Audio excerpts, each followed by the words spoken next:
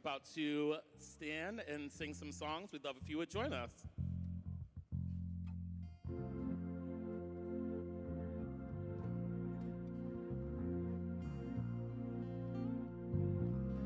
I am weary from the waves crashing over every day. God of mercy, please come rescue me. I am longing for your voice, gentle whisper in the noise. Father, tell me everything's all right. 'Cause your power and your presence, it breaks strongholds. King of heaven, when you speak, mountains move. I believe there will be breakthrough.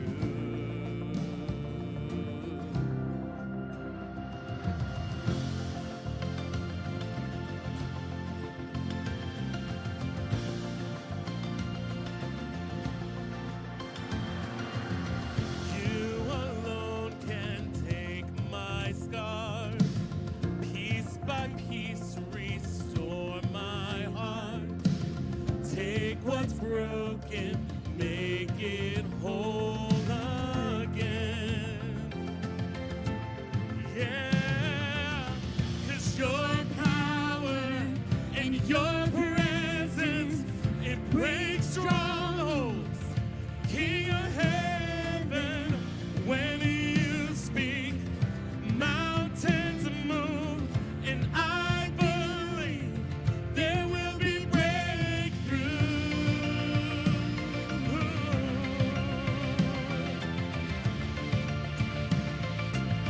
There will be breakthrough.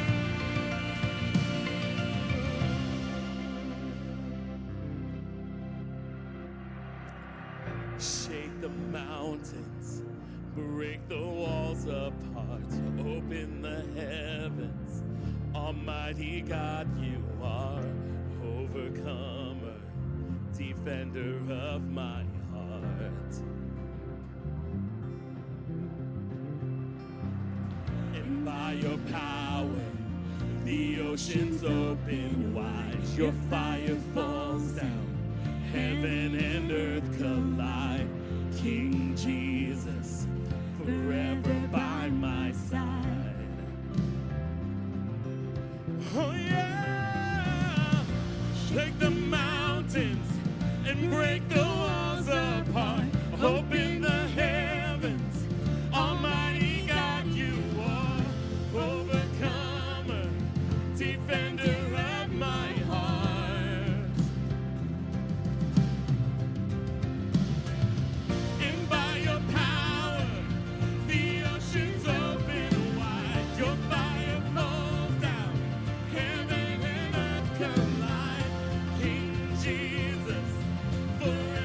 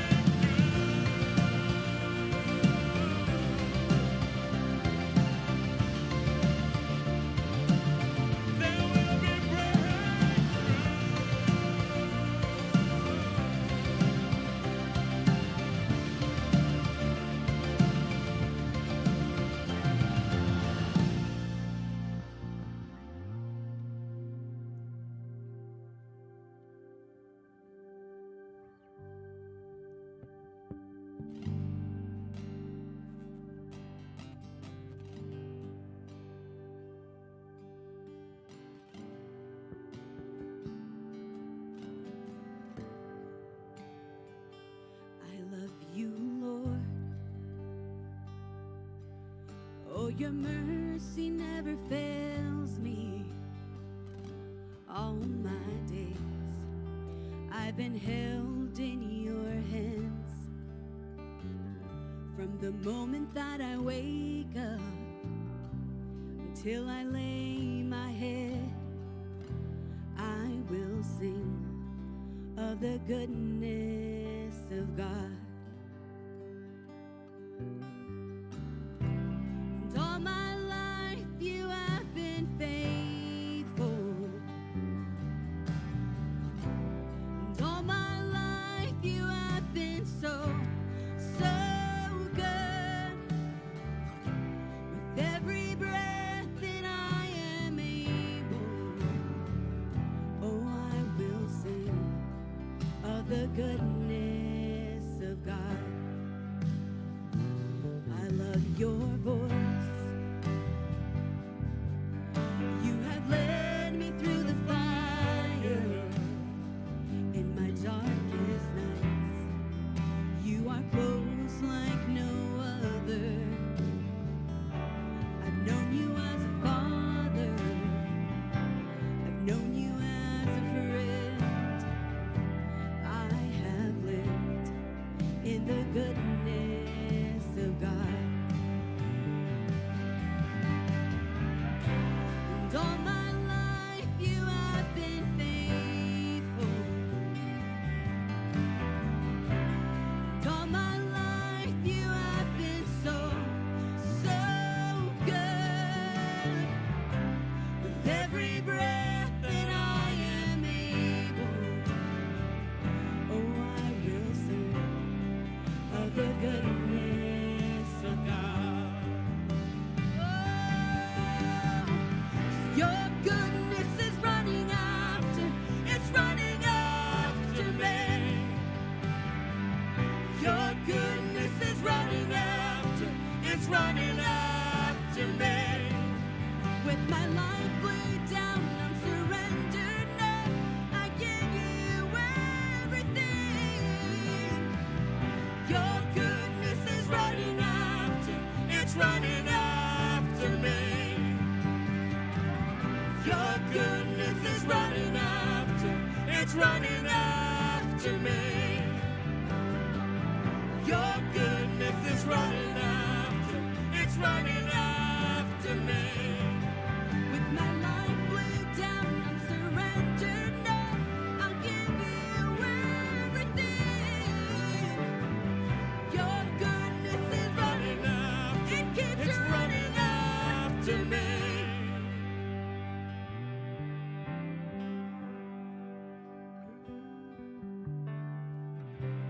And all my life you have been faithful. And all my life you have been so, so good. With every breath that I am able, oh, I will sing of the goodness of God.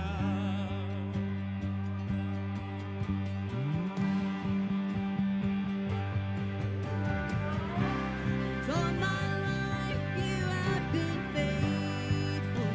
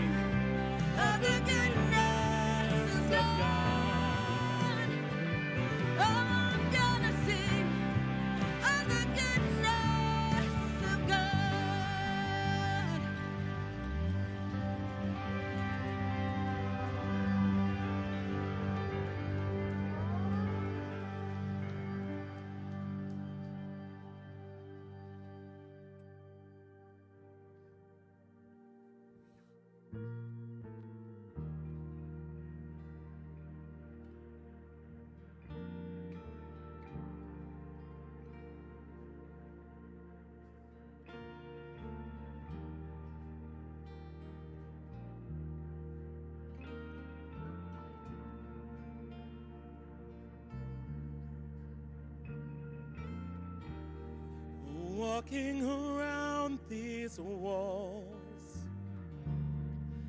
I thought by now they'd fall,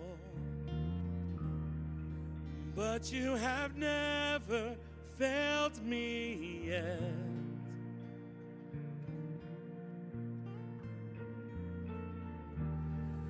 Waiting for change to come, knowing the battle's won. For you have never failed me yet.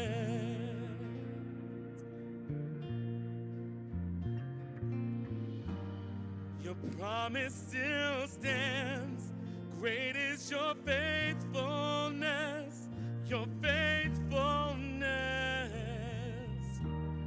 I'm still in your hands. This is my confidence.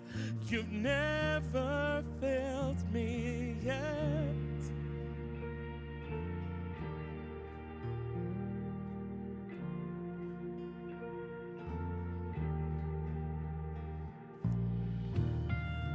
I know the night won't last.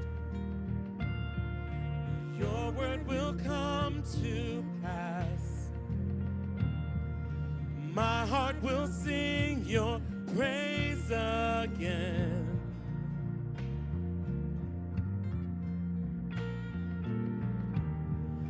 Jesus, you're still enough. Keep me within your love. My heart will sing your praise again.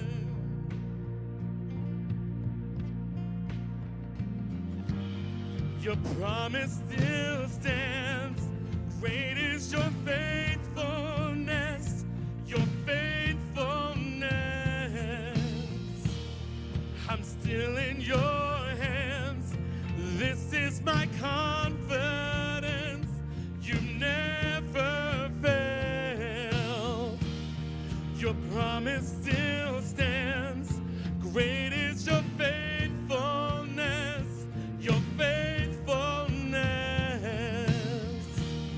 I'm still in your hands. This is my confidence. You've never failed me yet.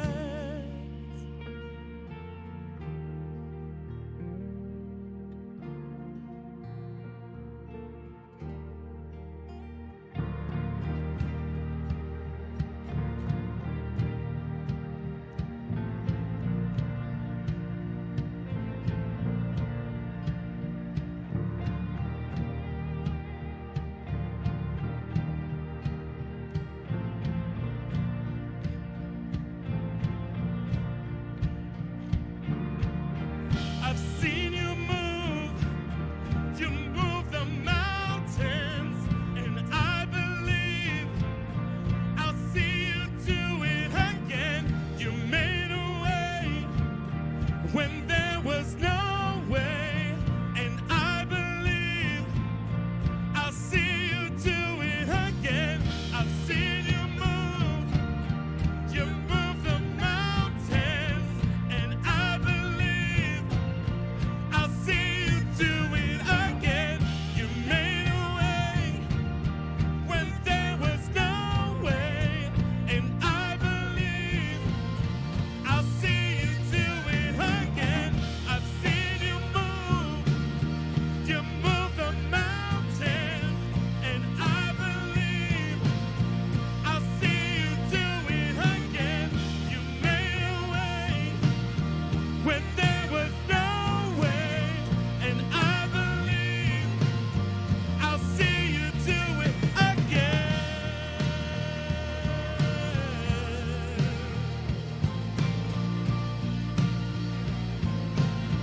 I'll see you do it again.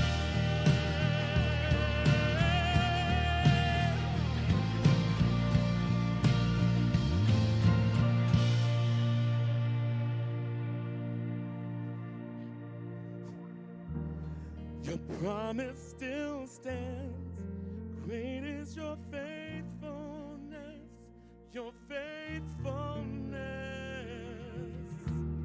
I'm still in your hands. This is my confidence. You never failed. Your promise still stands. Great is your faithfulness. Your faithfulness. I'm still in your hands. This is my confidence. You never failed me yet.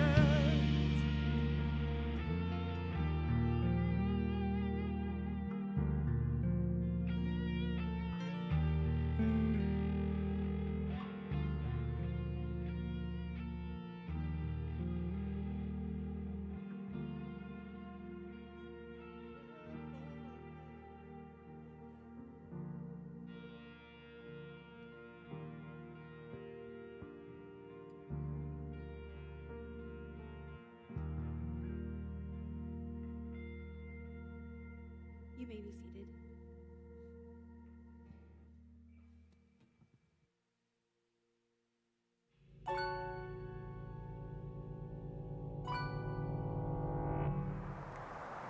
You know, pain is a lonesome place.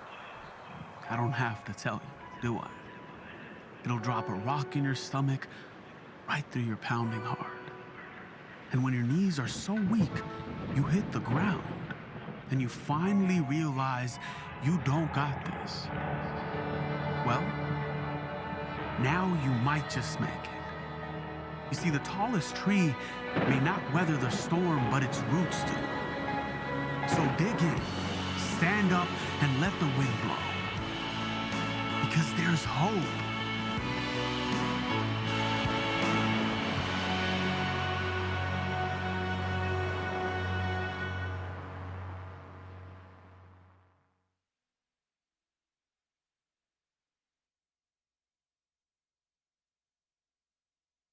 I'm so glad that you are joining us, whether you're here or online. I think we are in for a really great day together as we kind of wrap up our series, Hope in the Dark. Throughout today, I'm going to reference passage, and we have an app. If you're new or if you've never downloaded it, encounterchurch.com/app.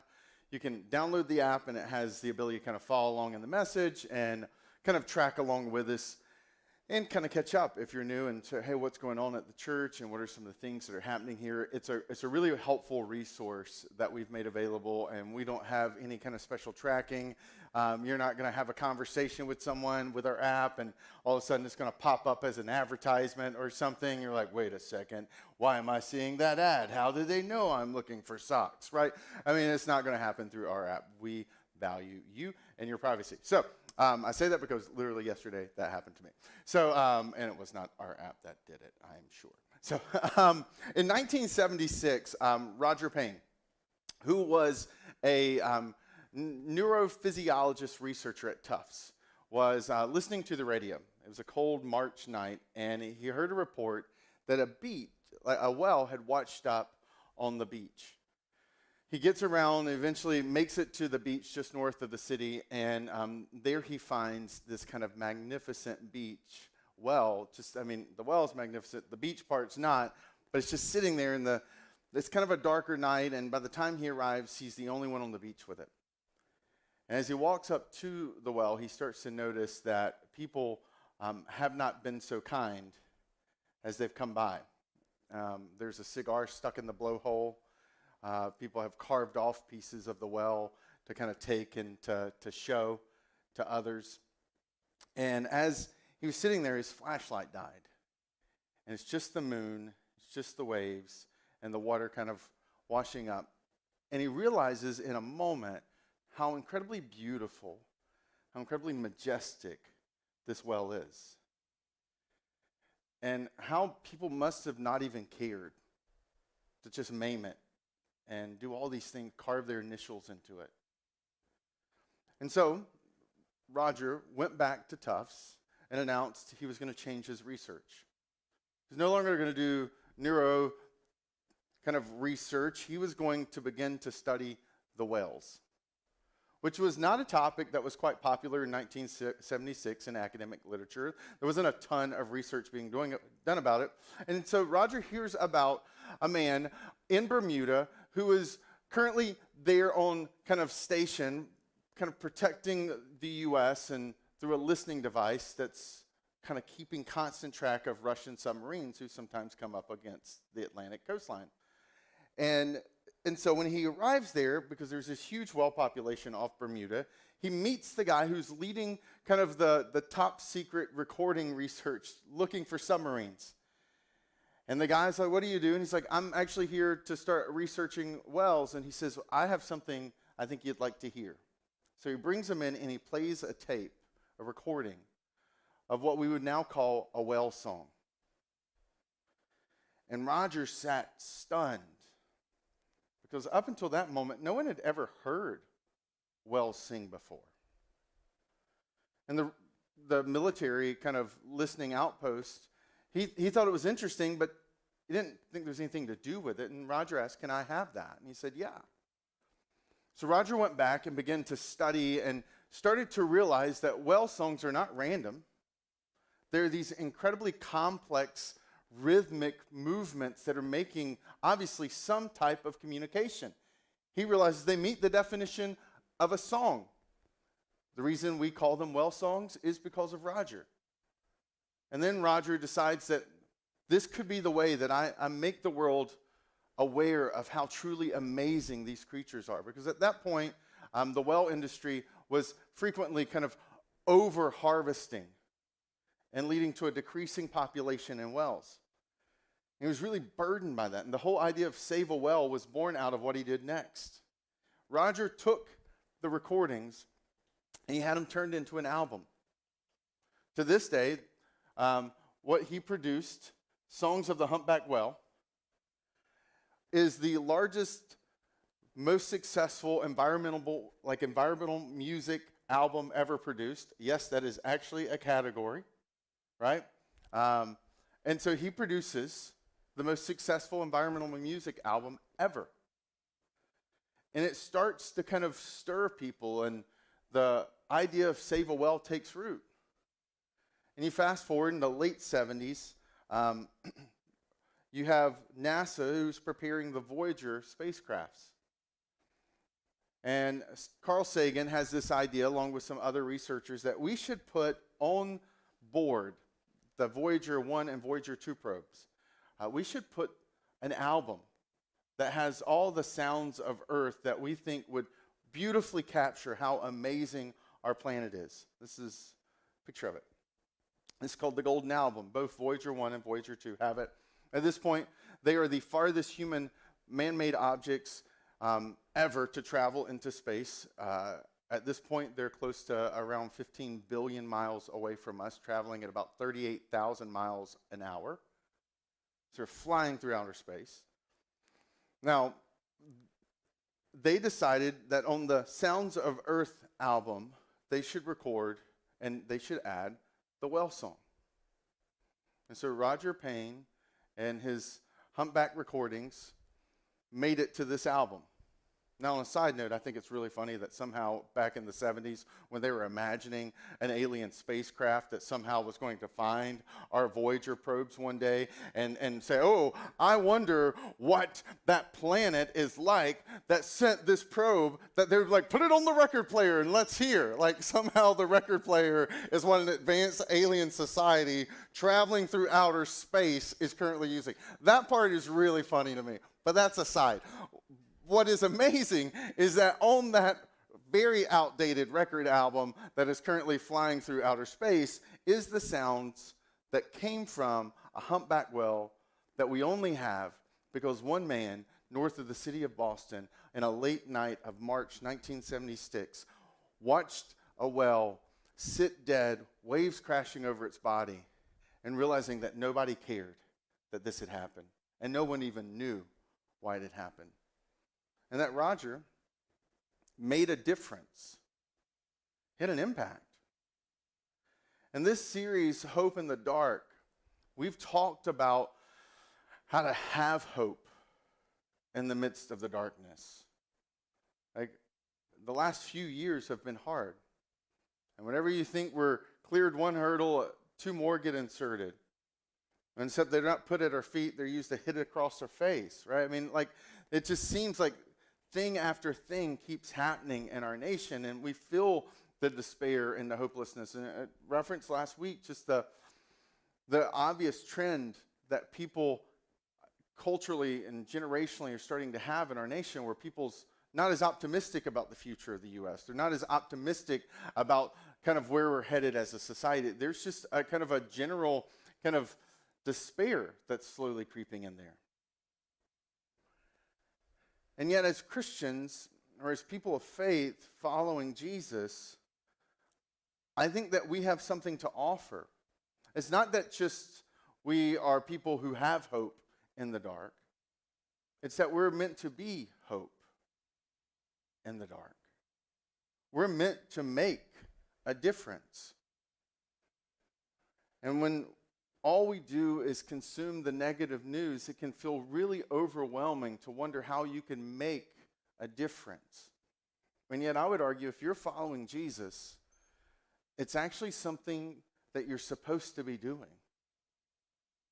And so how do you do it? How do you and I, if we're following Jesus, make a difference?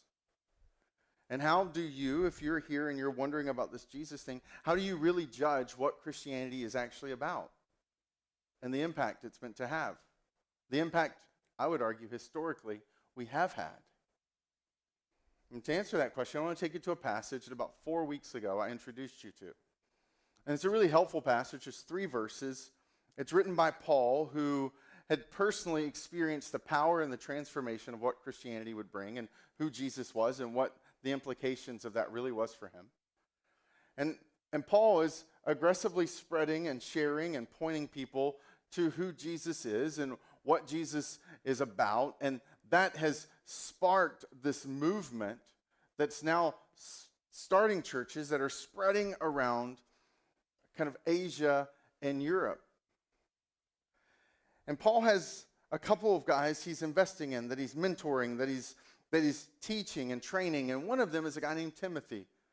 Timothy is left in charge of this growing Christian movement in the city of Ephesus, and Paul writes a couple of letters to him to help inspire, coach, and direct him.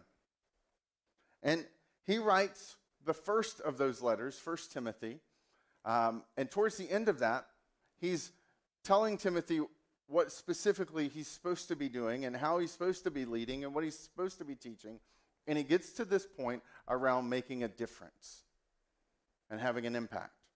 It was one passage, like I said, that 4 weeks ago we began to explore, but there's so much there that I wanted to come back around to it, because underneath the first level of conversation we had 4 weeks ago is an even better conversation about how we can make a difference and actually be hope in the dark. So Paul says this to Timothy: command those who are rich in this present world not to be arrogant, nor to put their hope in wealth, which is so uncertain, but to put their hope in God, who richly provides us with everything for our enjoyment. Command them to do good, to be rich in good deeds, and to be generous and willing to share. In this way, they will lay up treasure for themselves as a firm foundation for the coming age, so that they may take hold of the life that is truly life. So Paul is writing to Timothy, and he's saying, Timothy, here's this new group of people who are now just beginning to follow Jesus, and I want you to help them realize that the church is meant to make a difference, that their lives are meant to have an impact.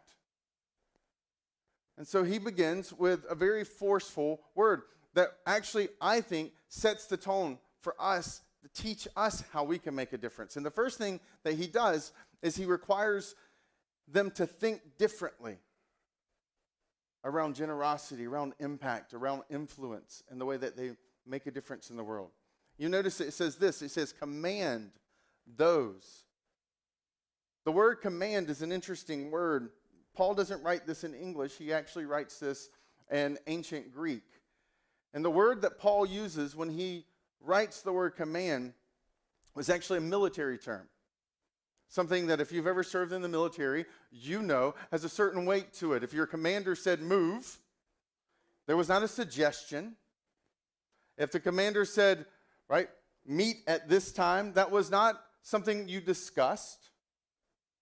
You did it very quickly, without question, without asking. And the word that Paul uses is this heavy military term that would be used to tell a troop of people to get up immediately and to shift over to a different place. There's this action, there's this kind of very strong emphasis in the word that Paul chooses.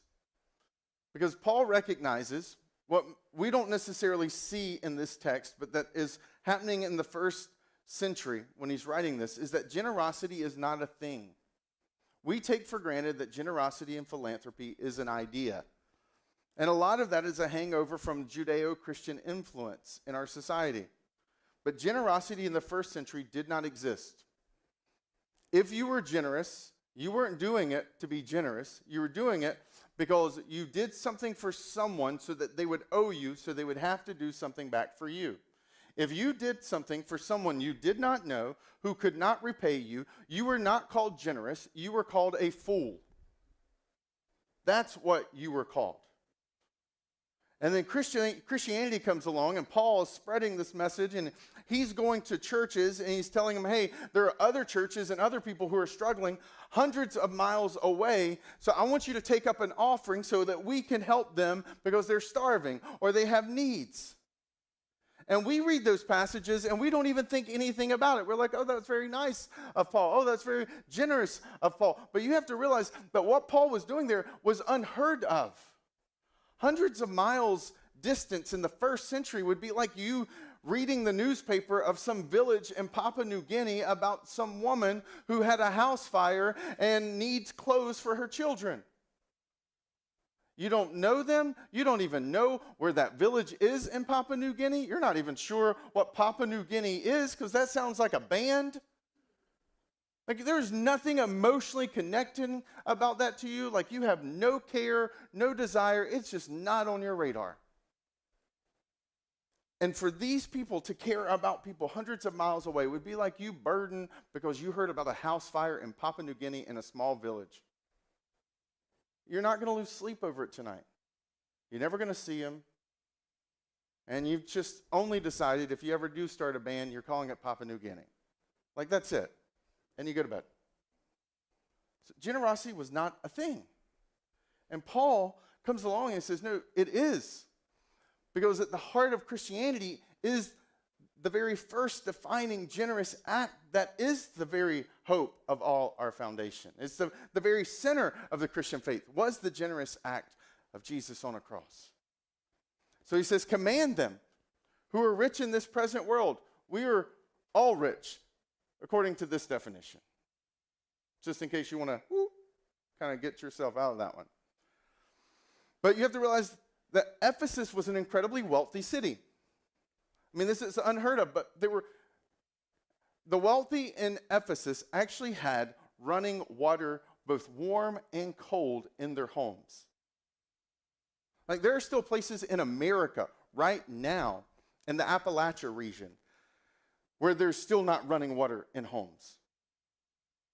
And these people almost 2,000 years ago had running warm and running cold water straight into their home. So incredible lavish wealth existed in Ephesus because of its location and kind of the way it sat as the center point between Europe and Asia and roads and travel and spices and the port. So there was money constantly flowing into that city. And so Paul is specifically speaking to Timothy because he knows this is a unique challenge they have. They have wealth. They have resources. And he says, command them with resources, not to put their hope in wealth. Why is he telling them this? Because in the first century, there was no such thing as Social Security. There was no such thing as any type of welfare state. There was no, PPP. There was no stimulus checks. There was no, if things get hard, we'll help you out. If things got hard, you died. That was it. And that led to people having an overconfidence in wealth because the only thing in their mind that could secure them, that could make themselves safe, was money and resources. And so he's like, don't put your confidence in something as shaky as money. Don't put your confidence in your hope in something as insecure as your bank account. He's challenging them to think differently about generosity. It's something that you're supposed to do. It's not predicated on how you feel. It's not predicated on your cash flow. It's not dependent on what you have time to do or not do. It's not dependent on Sarah McLachlan singing a sad song and a little puppy staring at you through the screen, right? Because if you are going to be generous, in our culture, we think it's a reaction, it's spontaneous, it's something you do when you're emotionally stirred. It's something that, the richer you are, the more you should do it. And it's one that we oftentimes have excuses for not being generous, because all of us have this ability. We do this in relationships a lot, right? You're always this way. No, I'm not. Remember 3 weeks ago I said that compliment about the way you looked when you asked me how this dress looked on me? So no, I do pay attention to you. 3 weeks ago I gave you a compliment. We have an ability as humans to pull up a moment, no matter how far distant in the past, no matter how small and obscure, and use that as an argument for why we're not that person that we just got accused of being. I know you don't do that, but I am sure that people have done that to you. And Paul recognizes, embedded in this different way of thinking, is to not fall into the ditch of thinking we're smart. Because everybody, even the meanest people alive, have done something for someone at some point.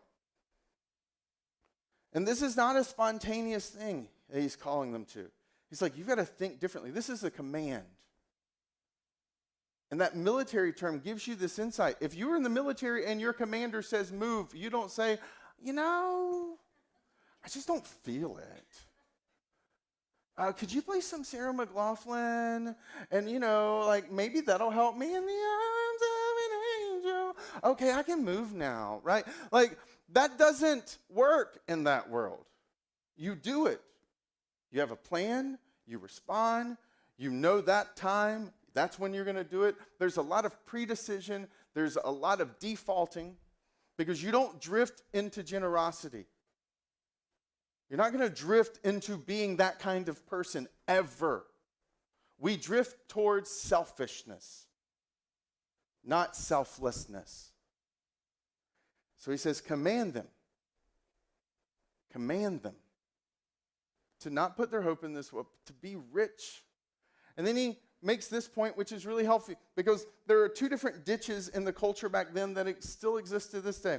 There were people in that culture in Ephesus that had this idea that money is evil, and so they were very much kind of living out that kind of intentional, desert, wasteland, don't have any possessions, money is evil kind of mindset. And then you have people who are living lavishly, ridiculously.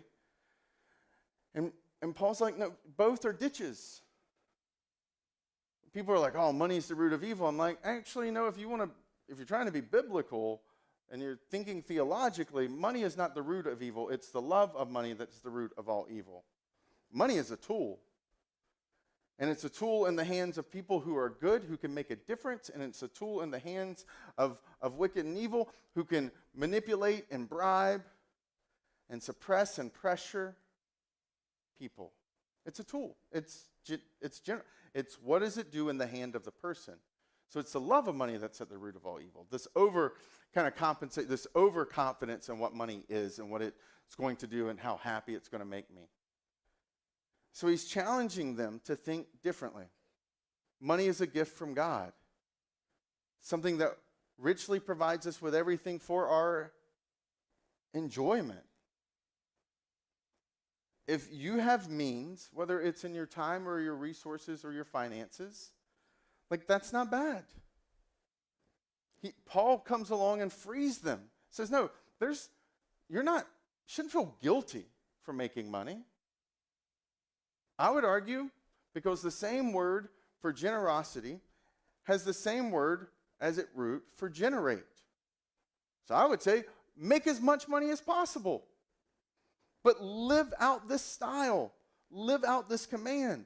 Generate to be generous. Like it's a good thing. And so Paul's kind of making sure Timothy knows, hey, there's two ditches. Pull them out. Put them on the road. Because you've got to think differently about generosity and making a difference. And then he continues, and he says, making a difference requires living differently too. He expands on this idea. You'll see it here. He says, command them to do good, to be rich in good deeds, and to be generous and willing to share. So he's just commanded them to be rich, which is this broad phrase, and good deeds. Now he's expanding on it. He says, let me be very clear what I'm saying. 3 different camps. 3 different explicit commands are embedded. So he's telling them command, and then he repeats 3 different commands. So there is a lot of emphasis on this is a choice, this is something you do, this is not a response to spontaneity, this is something that is a pre-planned, pre-part, intentional aspect of your life every single day, whether you wake up feeling it or you don't. He said to be rich in good deeds, to do good, to make a difference. There are so many people who walk into a room and they're not thinking, I'm going to do something bad. But they come into the room with a subtraction mindset. There's something in that room I need, I'm going to get it. And then they leave. And Paul says, no, that's not your mindset. What you're supposed to do is live differently. Our mindset is an addition mindset. I'm going to go into that room and I'm going to make sure I'm adding something good, not just taking something that I need. I mean, if you went into relationships, you probably have some of the most impactful people in your life, without knowing your story, were people who had this mindset. Whether it was a coach or a teacher growing up, whether it was someone who mentored you in a professional stage, maybe it was a parent, and it was that they had a posture not to take from you, but to actually add something to you when you were around them. And it made a difference for you. And that was not an accident. They didn't drift into that mindset. They decided that's who they're going to be. And Paul's saying, hey, when we walk into the room, we live differently. Whether it's in our romantic world, our professional world, in our parenting world, in our financial world, whatever world it is, when we move in, we don't think subtraction, we think addition. How do I add to this person and where they are? Even in the hard, right? Again, think differently. It's not circumstantial. Well, when the circumstances feel right, then I will. It's like, nope. When cash flow or somebody I like, no, it's a command. Regardless of how much you dislike them, how much you don't have, I'm commanded to be someone who adds, not takes away. And then he says to be rich in good deeds, which is really kind of a stark visual, isn't it? Because everybody has done something to someone at some time that was nice. But that's not being rich in good deeds, is it? And Paul says, no, you're to be rich in good deeds. There should be an avalanche of stories where you show up and make a difference, where you show up and what you've done was good. What you did made a difference in their life, not subtracted and left them with a difference in their life. And then he says, and to be generous and willing to share. And this is interesting. This is one command, but he double stacks it because he was wanting to make the point that the way that you're rich in good deeds and the way that you are generous in your resources and how you share is so obvious to the outside world looking in that they can tell something is different. That it's above and beyond. That it's beyond the average and the norm. Right?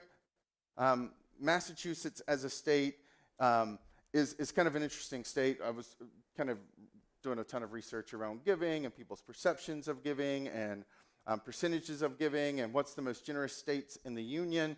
down to the county level, and I even had a map, but I was like, you know what? They probably won't get too excited about a county level map, so I'll just hold that one and I'll just marvel at it privately. But if I were to have gifted you that county level map of the U.S. based on giving, what you would have noticed very quickly is that we live in a not so generous area of the nation. In fact, New England is one of the least generous areas in the U.S.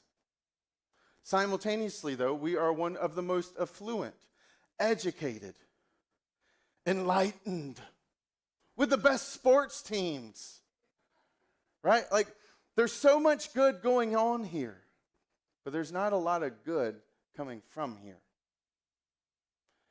And yet on the map, there's also desolate areas of the U.S. where there is a lot of poverty, there's not a lot of good going on, a lot of unemployment, and yet those counties lit up that map because of their generosity. One of the things that was really fascinating was a major research firm was able to secure the records of a group of people that they asked the question, how generous are you, in a survey, and then they were given permission to look at their IRS records to actually gauge their generosity. And you would think if someone was going to look at your tax records, that surely when they asked you face to face, are you generous, you would say, not really. But these people would say, I'm so generous. And then they would look to the point of about 60% difference, right? Like 60% more would say I'm generous than they actually were. The tax records are showing reality, and they're living in some alternate reality with their level of generosity. So Paul knows that this is something that we have to move towards intentionally. The average American gives around 2.5% to some philanthropy movements. I would argue that, well, the Old Testament, New Testament points to a 10% standard in income as generosity. I would say at least that what should mark the Christian circles should be something higher than 2.5%. Because Paul says it should be obvious to people that the way you live is different. Not 2.7, not 2.8. You don't walk away from someone who's 2.8 nice and think, man, that is quite an above average person and their niceness. You don't. You don't even notice it. And he knows that by doing this, something will happen that will change the world. Something that has changed the world. I mean, we forget all the time what generosity actually does. And so Paul is saying, look, I want you to start to move through your life doing good, being someone who brings value to every relationship and situation that you step into, to be so overly aggressive in your good deeds that someone would say that you're rich in them, and that you're so generous that it's not just marked by the consistent, non-emotional, like I'm setting aside ahead of time to be generous, that you go beyond that. There's this double stacking that people looking at your tax records would have to say something's weird. Can I just be really candid with you about money? Because I know I'm talking about money, and so some of you have a lot of hang-ups around money. Some of you, especially when it comes to the faith, has a lot of hang-ups. I almost get audited every single year. Can I tell you why I get audited almost every single year? It's because when the IRS, and specifically Massachusetts state government, because they're the ones who always do this. I'm about to tell you, and this is online, so it's probably going to get me in trouble one day. But I get frequently audited because Jenny and I are so committed to generosity that when we send in our tax records, and they look at how much I make, and they look at how much I give, and their first thought is I am clearly falsifying my records or have some type of thing going on. The first time, I just thought it was just standard audit. Then it started happening again and again, and I was like, I'm trying to start to figure this thing out, and I realized they're looking at how much we give versus how much we make, and they're like, something's off. So eventually I started to get irritated with it. And I started printing everything. I'm sorry, this sounds horrible. I started printing everything that I sent to them in 8-point font so that they would have to like read it really, and I would like make it even smaller on the page, and I'd print it out, and there would be like hundreds of pages, and then I'd mail it to them, because at a certain point I was like, you cost me so much time and money, I am not going to be convenient for you. And so I just kept shrinking the font. At a certain point, they're going to give up when it's like 2-point font and they're having to pull out the magnifying glass. But what they're going to find then is still, we're being generous.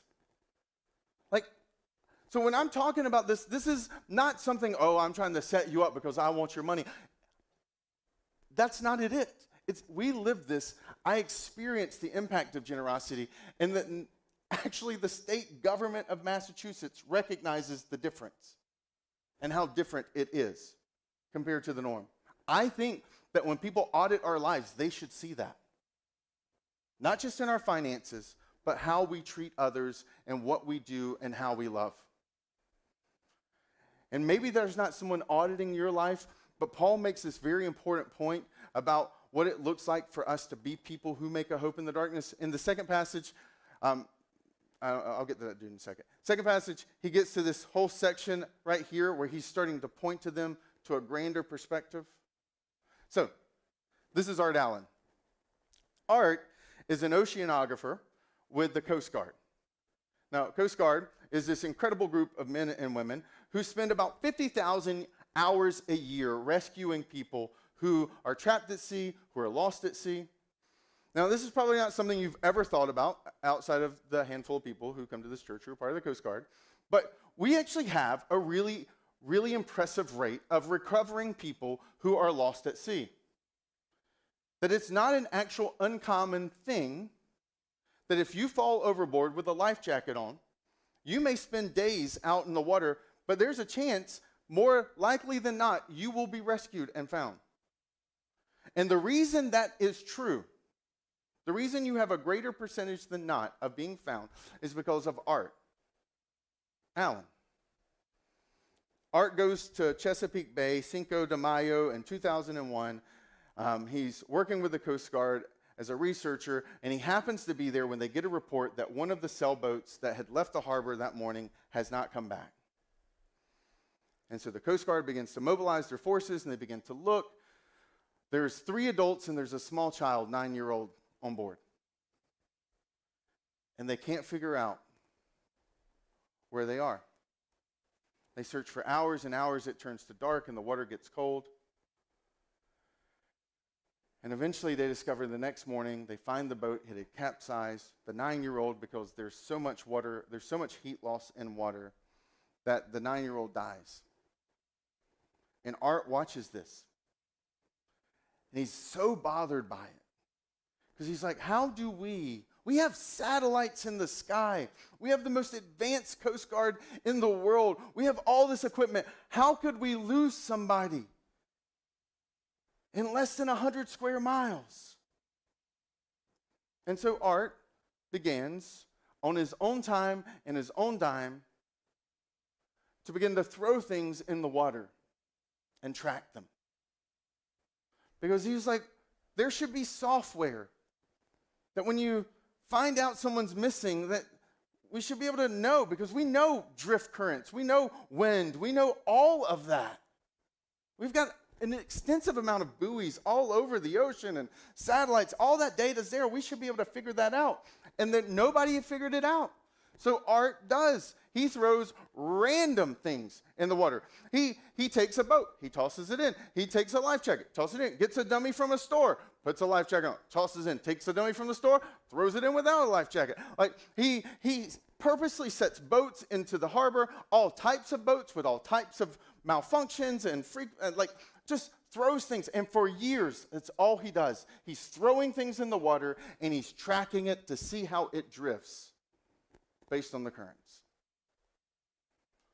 No one is paying him, including the government that he works for, to do this research. And Art eventually starts to build out an algorithm and a program that can compensate for what type of object, because A large man floats differently than a small child, even if both are wearing a life jacket. But prior to art, you just assumed everything floated the same. And art is responsible for thousands upon thousands upon thousands of people's lives being saved. And until I heard about art, I never even knew there was a name. You didn't discover art until today.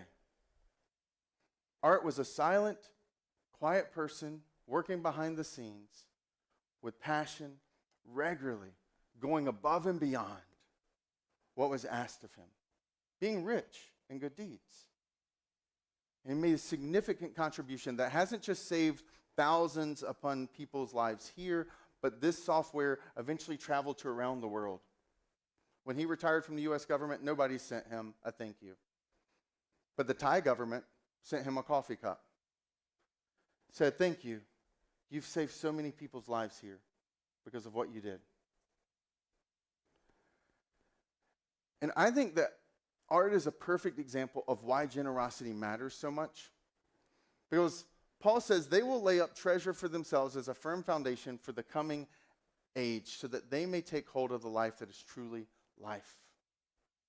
He's like, you can't predict the downstream effects of your generosity. I mean, we've all tasted that, right?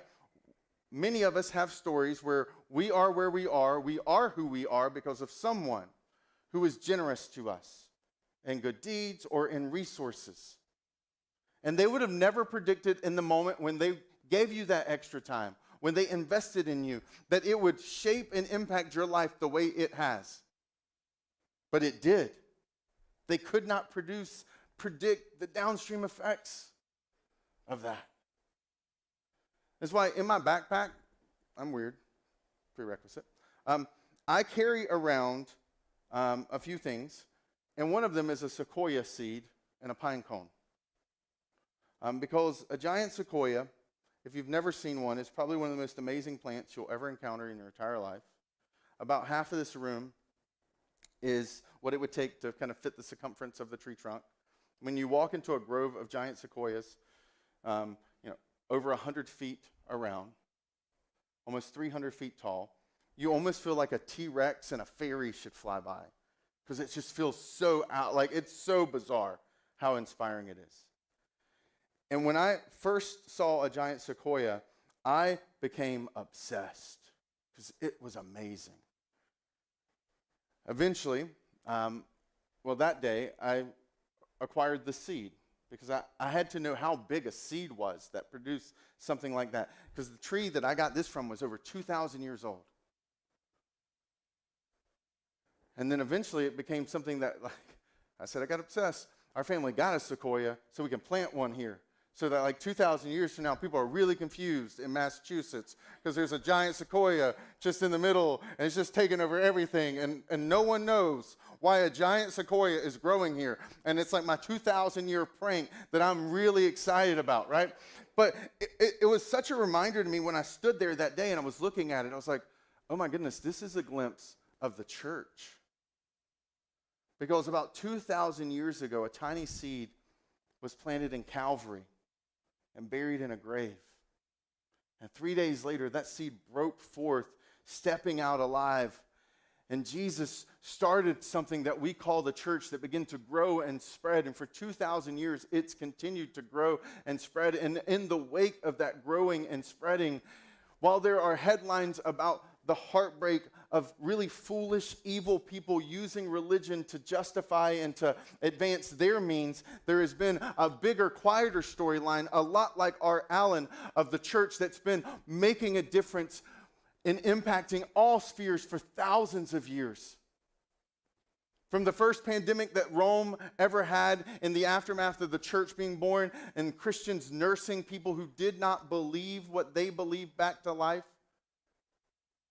From 300 years of growth where love eventually conquered the greatest empire and destroyed the barbaric roots that it had and the way it killed and brutalized and destroyed lives, because of the way that the church loved and served and made a difference in the way that they were rich in good deeds and rich in their generosity, even though none of them oftentimes were rich because they were oppressed and at times could not even get a job because their faith made getting a job illegal. And yet they were known for the good they did and the difference they made. Like, I stood there and I realized that my entire life, if I've ever stood underneath a tree, I'm benefiting from someone else having vision and someone else's sacrifice.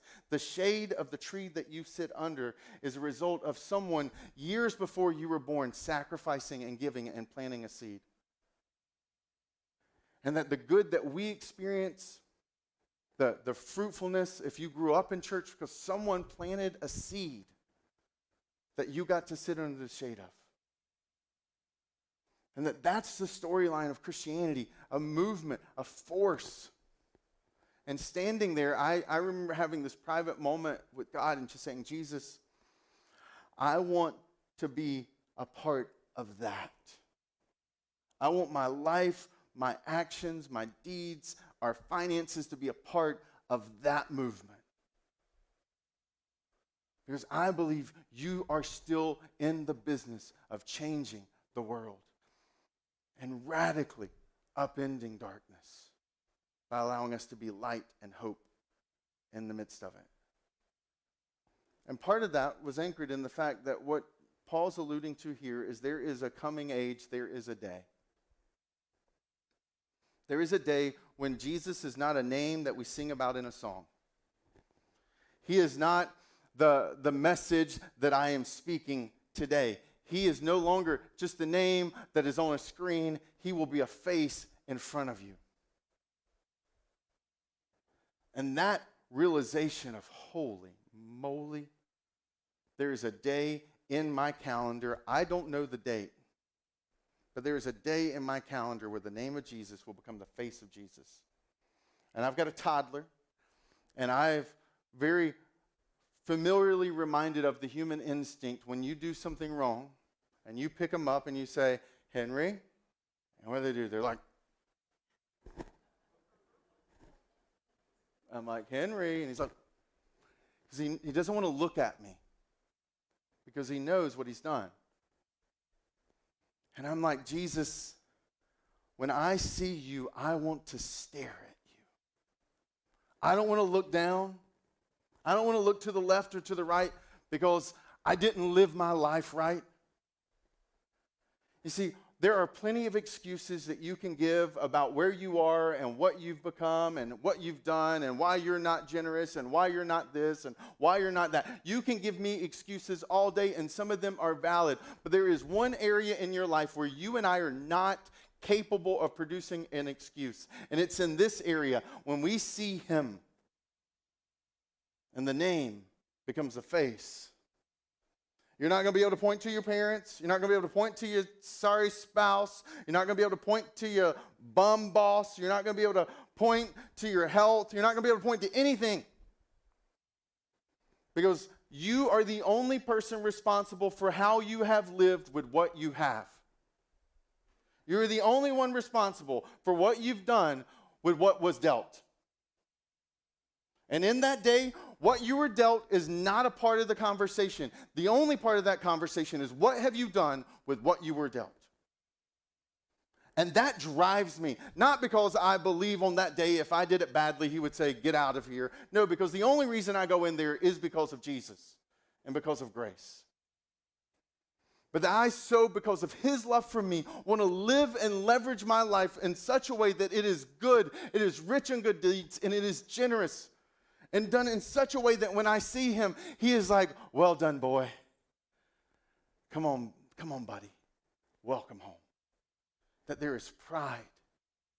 And I recognize at the end of the day, my life is probably going to be much like a toddler artwork where they bring it up and they're like, look what I colored. And I'm like, it looks like you took a crayon and scraped it over the page. I don't say that out loud because that'd be mean. But that's what I think internally, even though that's mean. And like I know that that's probably all it's going to be that day.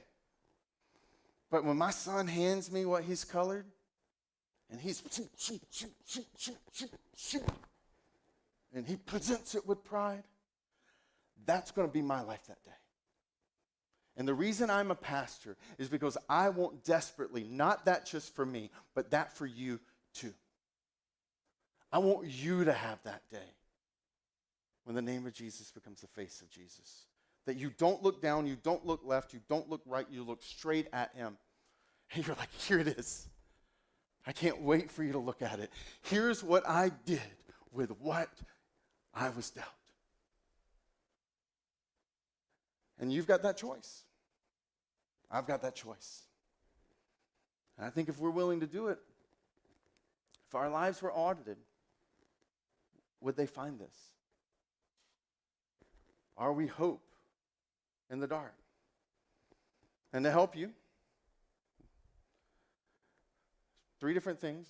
One is starting to commit to be someone who brings value, regardless of what's taken from you. Decide that today. God, from this moment on, whenever I walk into a conversation, whenever I walk into a situation, whenever I walk through a struggle, no matter the circumstances, I'm going to bring value. I'm going to look for a way to bring value, even if it costs me. For some of you, you're like, well, how do I practice rich and good deeds? I would say today is a great way to start. Right after the service, we're going to be cooking out hamburgers, hot dogs, got a bounce house. We're just going to be hanging out. And if you currently volunteer, or you're actually interested in volunteering, because we are a church that only exists because people are rich in good deeds. They show up on Sunday, they serve, they give. Maybe what they have is a smile and a friendly attitude and a way of making people feel welcomed and warm and invited.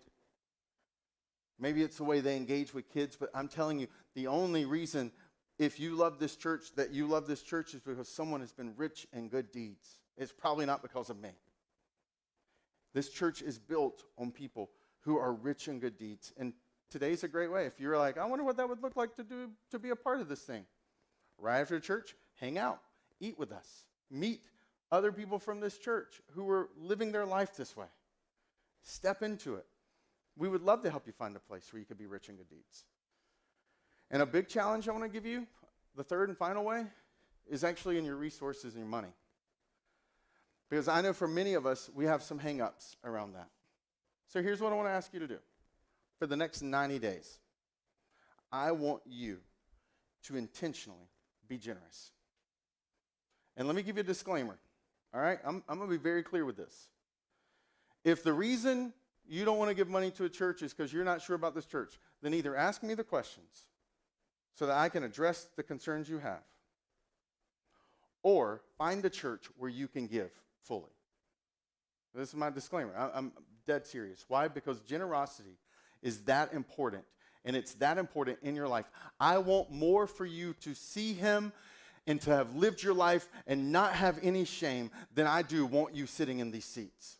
I would rather lose you for you to gain that than for you to sit in here and just sit. I mean that with love, but I mean that firmly. Because that's how important it is. And if that's not your hang up, you're like, oh, okay, well, I've got questions, I'll answer them. We have, how's my salary set? I've got a board of outside pastors who look at the average cost of living here, who look at what I made prior in previous employment spots, and based on those formulas and what they know, they designate my salary. That's then moderated and counted and checked and guided by an accounting group, and that we have sitting over us. I can't write checks. I don't have access to the bank accounts. Money that comes in, I can't do anything with. We've got systems and processes. But if maybe your hang up is that you're just not sure how to even do it, what it even looks like, what would a life be marked, I want to challenge you to step into this. If you follow Jesus, to step into this. Because if you follow Jesus, and the reason you're not being generous is that you're concerned you don't have the resources because you're in debt or you've got bills or whatever. I'm not saying you give it all away. But I'm saying that isn't God the one who gave you everything to begin with? And one of the beauties of practicing generosity is you start to discover that God can meet every single one of your needs.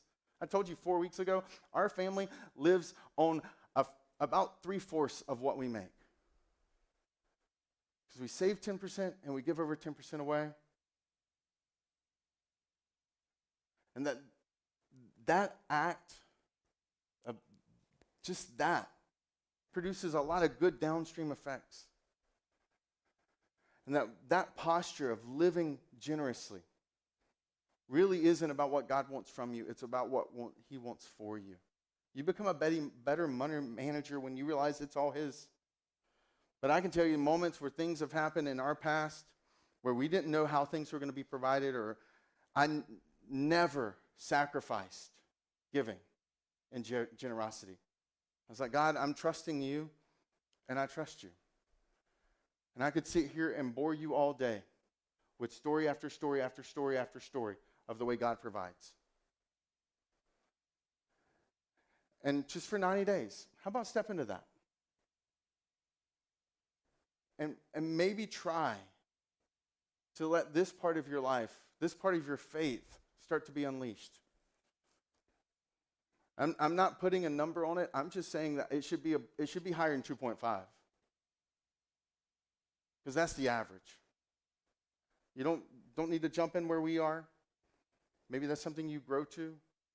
But to help you, if you sign up for this, we're going to give you a book that's really helpful. It's a small book, but it just helps you begin to process and address some of the questions that you have around generosity. And for 90 days, step into this challenge.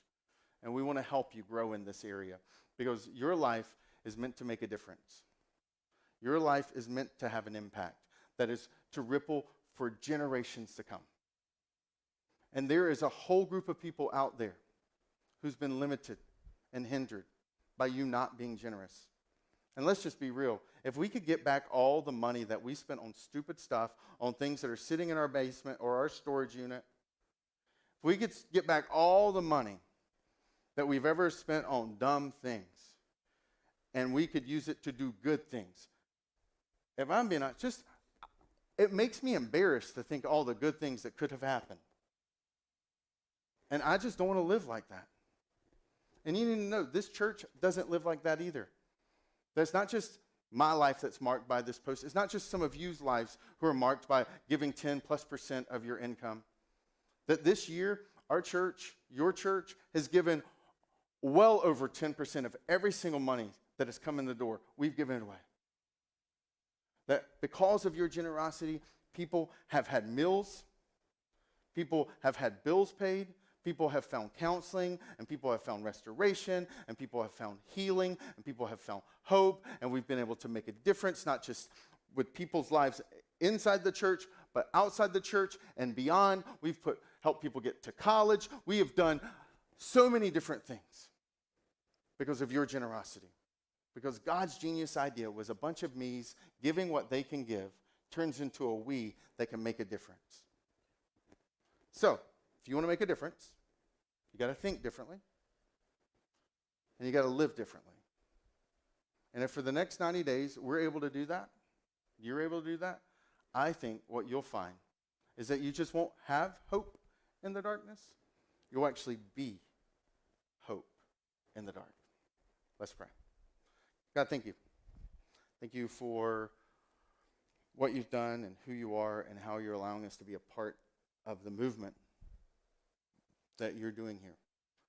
And I pray that you would give us the confidence, the boldness to say, yes, I will, Jesus. Yes, I will.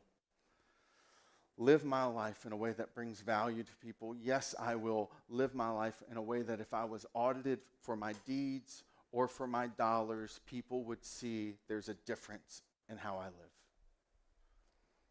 And God, thank you in advance for the thousands of lives that will be impacted downstream out of our choice today to be people who choose to be hope in the dark. In Jesus' name, amen. Today we're going to close up with a song that says, yes, I will, and it's just a declaration song of like, God, I mean this. For some of you today who've never leaned into this whole idea of a life that's leveraged to be rich, I want this to be a moment for you to say, yes, I will. And maybe in the midst of singing, God might bring up some people that he wants you to start adding value to your life, to their lives. For those who are saying, yes, I want to step into the generosity challenge, encounterchurch.com/generosity. For those who regularly give, thank you. Because of your generosity, we are able to do those things. That we're able to have given away over $40,000 this year to make a difference. That because of you, we're part of God doing something so much bigger than we could ever ask or imagine. And that the way that you can do that is the regular movement is we have a box beside the cafe, but we also, through the app and through encounterchurch.com/give, those are the means for you to be able to engage with that. So I want to invite you to stand. And let's just use this as a time in our lives, in our hearts, to say, God, I want to be a difference maker. And today, let me begin that journey. Let's sing.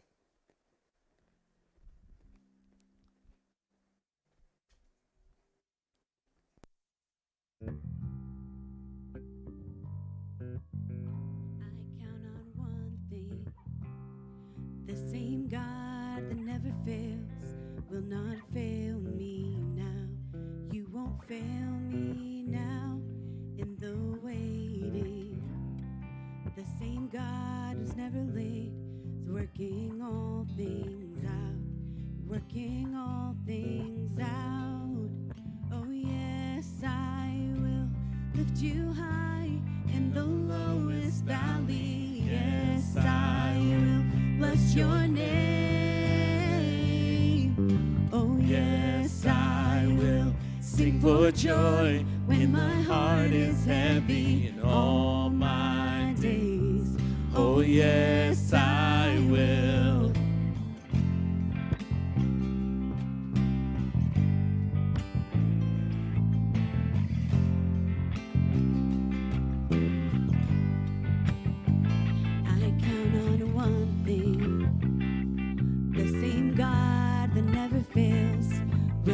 Fail me now. You won't fail me now in the waiting. The same God who's never late is working all things out. You're working all things out. Oh yes, I will lift you high in the lowest valley. Yes, I will bless your name. I will sing for joy when my heart is heavy in all my days. Oh yes, I will for all my days. Oh yes, I will, and I choose to praise, to glorify the name above names, and nothing can stand against. I choose to praise, to glorify the name of all names, that nothing can stand against. I choose to praise, to glorify the name of all names, that nothing can stand against. I choose to praise, to glorify the name of all names, that nothing can stand against. Oh yes, I will lift you high in the lowest valley. Yes, I will bless your name. Oh yes, I will sing for joy when my heart is heavy in all my days. Oh yes, I will for all my days. Oh yes, I will for all my days. Oh yes, I will.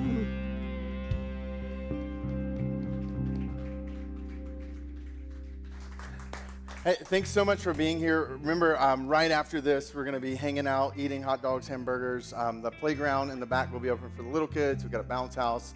It's just a great opportunity to kind of celebrate the people who make this church great, our volunteers, and also an opportunity, if you're interested in starting to serve and contributing, to maybe meet some of those people and be introduced to some of the ways you can make a difference. So we look forward to seeing you back here next Sunday for Father's Day. I hope you have an incredible week. Thank you so much for what you do to make this church possible and what God's doing through it. God bless you. See you later.